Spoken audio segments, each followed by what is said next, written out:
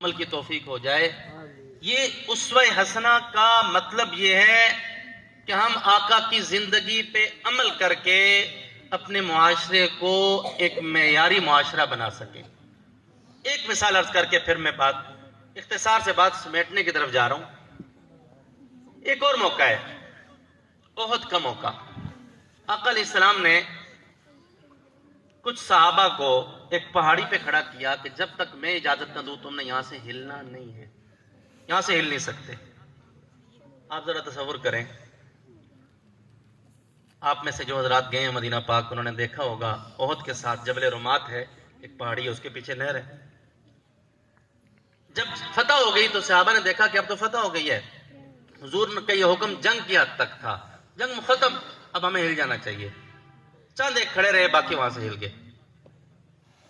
اب ادھر سے حضرت خالد جو بھی مسلمان نہیں ہوئے تھے، حضرت خالد ابن ولید رضی اللہ تعالیٰ عنہ جو بھی مسلمان نہیں ہوئے تھے، انہوں نے دیکھا کہ یہ سائڈ خالی ہے، حملہ آور ہوئے اور بالکل جنگ کی کایا پلٹ دی۔ جو فتح ہو چکی تھی وہ فتح شکست میں بدل گئی، حتیٰ کہ میرے آقا علیہ السلام کے دندان مبارک زخمی ہوئے، اور اس موقع پر صحابہ اکرام کی بڑی تعداد شہید ہوئی۔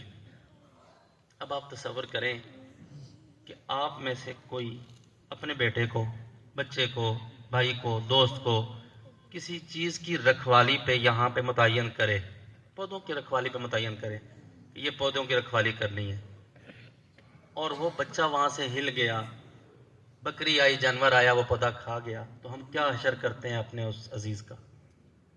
ہمارا رویہ کیا ہوتا ہے؟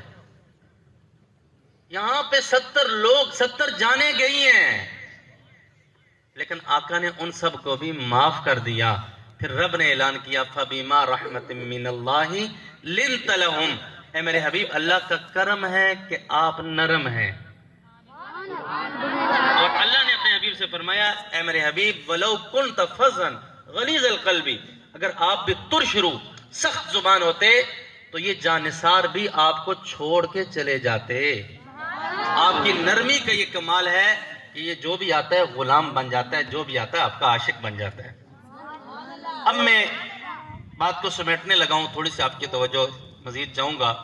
قرآن کریم کی جو آیت کریمہ میں نے تلاوت کی، اللہ فرماتے ہیں کہ تمہارے لیے نبی پاک علیہ السلام کی زندگی بہترین نمونہ ہے۔ آپ سب نے یہ بات پڑھی ہوئی ہے، بچوں ذرا توجہ کرنا میری طرف، آپ سب نے یہ پڑھا ہوا ہے۔ یہ آیت غالباً تیسری کلاس سے اسلامیات میں شروع ہوتی ہے یا دوسری سے شروع ہوتی ہے۔ لَقَدْ كَانَ لَكُمْ فِي رَسُولِ اللَّهِ أُسْوَةٌ حَسَنَةٌ، اور بہت سارے اسوہ حسنہ کے واقعات ہم پڑھتے ہیں، سنتے ہیں، لیکن ہمارا عمل کوئی نہیں، ہمارا عمل اس پہ کوئی نہیں ہوتا۔ وجہ کیا ہے؟ وجہ کیا ہے؟ قرآن کریم کی سورہ احزاب کی آیت نمبر 21 ہے جو یہ میں پڑھ رہا ہوں، سورہ احزاب آیت نمبر 21۔ اللہ پاک نے ذکر فرمایا ہے اس آیت میں کہ کون لوگ ہیں جو اسوہ حسنہ پہ عمل کریں گے، ان کی صفات کیا ہوں گی۔ اللہ پاک نے 3 صفتیں بیان فرمائی ہیں۔ اسوہ حسنہ پہ عمل کون کرے گا؟ 3 صفات۔ سب سے پہلی صفت لمن کان یرجو اللہ، سب سے پہلی صفت اسوہ حسنہ پہ وہ عمل کرے گا جو اپنے عمل پر اجر کی امید اللہ سے رکھے گا۔ ہمارے ہاں دنیا میں عام طور پہ ہم کوئی کام بھی کرتے ہیں تو ہم پہلے یہ سوچتے ہیں کہ مجھے ملے گا کیا۔ توجہ میری طرف، ہم کوئی بھی کام کرتے ہیں، ہم پہلا سوال یہ ہوتا ہے، کیونکہ جدید دور ہے، کوئی رزلٹ نظر آئے تو ہم کام کرتے ہیں۔ پہلا سوال یہ ہوتا ہے کہ میں یہ کام کروں گا تو مجھے ملے گا کیا۔ میں صرف 2-3 روایات کے حوالے سے عرض کرتا ہوں اور ایک آیت کریمہ کہ ہم اگر اللہ کے حبیب صلی اللہ علیہ وسلم کے اسوہ پہ عمل کریں گے تو ملے گا کیا۔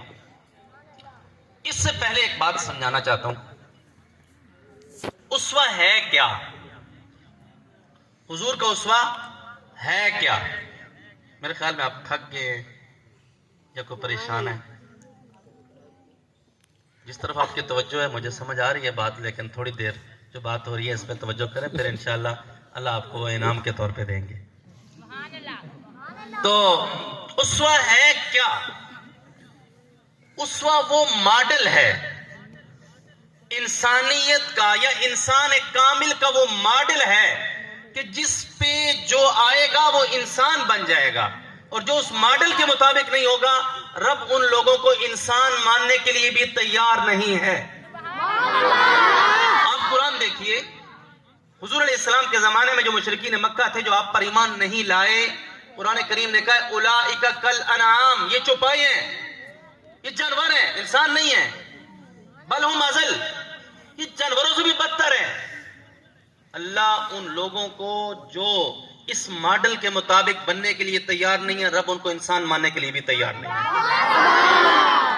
اسوہ اس ماڈل کا نام ہے جو اللہ نے ایک کامل انسان بنا کے، ایک نمونہ اور ماڈل بنا کے دنیا میں بھیجا کہ آپ اپنی زندگیاں اس ماڈل کے مطابق بناؤ گے تو تب تم انسان ہو. اگر تمہاری زندگی اس ماڈل کے مطابق نہیں تو تم انسان کہلانے کے حقدار نہیں. اسوہ یہ ہے. اب اسوہ پہ عمل کرنے سے کیا ملے گا؟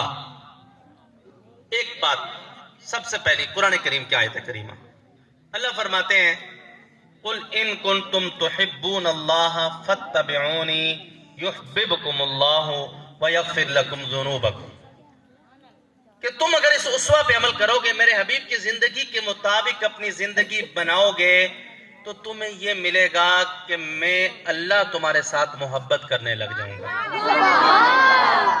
تم اس اسوے کے مطابق آ جاؤ، اپنی زندگیاں میرے حبیب کے نمونے اور نقش قدم پہ بنا لو، تو تم میرے یار بن جاؤ گے، ولی بن جاؤ گے. کیا بن جاؤ گے؟ ولی بن جاؤ گے، میرے محبوب بن جاؤ گے، میں اللہ تم سے محبت کرنے لگوں گا. کام کیا کرنا ہے؟ اسوے کے مطابق اپنی زندگی بنانی ہے. دوسری بات ارشاد فرمائی کہ تمہارے گناہ معاف کر دوں گا. تم نے اپنی شکل بنانی ہے میرے حبیب جیسی، تم نے اپنا ظاہر ان جیسا کرنا ہے، اس نمونے کے مطابق اپنے آپ کو ڈھالنے کی کوشش کرنی ہے. یہ کام تم کر لو تو ایک تو میں تم سے محبت کرنے لگ جاؤں گا، اللہ محبت کرنے لگ جائے گا، اور دوسرا یہ ہوگا اللہ فرماتے ہیں میں تمہارے گناہوں کو بھی معاف کر دوں گا. یہ ملے گا اسوہ پہ عمل کرنے پہ. ایک اور بات عرض کرتا ہوں، آپ میں سے اکثر بچے نماز تو پڑھتے ہوں گے. کتنی پڑھتے ہیں نمازیں؟ 5 پڑھتے ہیں. اللہ پاک سب کو 5 پہ قائم رہنا نصیب فرمائے، اور جو 5 نہیں پڑھتے اللہ ان کو 5 پڑھنے کی توفیق عطا فرمائے.